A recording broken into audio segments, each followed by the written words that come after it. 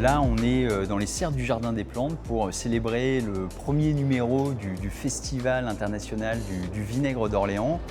Festival qui a pour objectif de remettre Orléans, le Loiret et la région Centre-Val de Loire sur la carte de la gastronomie française en utilisant le vinaigre comme porte-étendard, puisque c'est un des savoir-faire les plus connus de la région.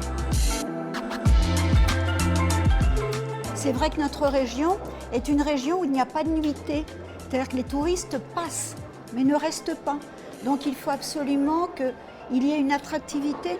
Et ce moyen de mettre en valeur nos produits, ça provoque que les personnes vont rester dîner, vont rester dormir, donner au moins une autre image de dynamisme du département et de la région centre.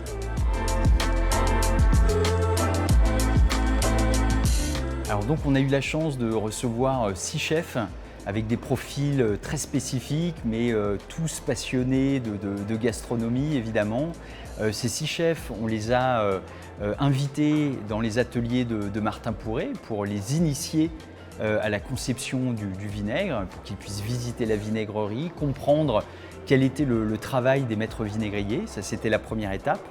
Et puis ce matin, la seconde étape, c'était celle de la conception du vinaigre de leurs rêves.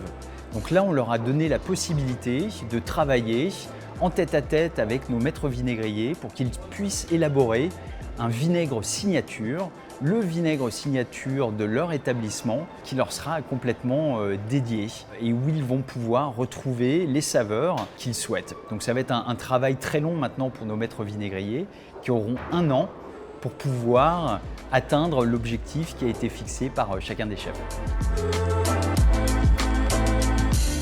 Aujourd'hui, c'était donc l'élaboration de leur vinaigre, le vinaigre qu'ils vont utiliser dans leur restaurant. Donc ils ont vu ça avec les 2 maîtres vinaigriers. Nous avons tout mis dans une enveloppe scellée et nous saurons l'année prochaine ce qu'ils veulent en faire et comment ils vont l'utiliser. L'objectif étant également de prélever quelques bouteilles sur chaque tonneau pour pouvoir faire une vente aux enchères l'année prochaine, ce qui nous permettra de donner l'argent récolté à une association caritative.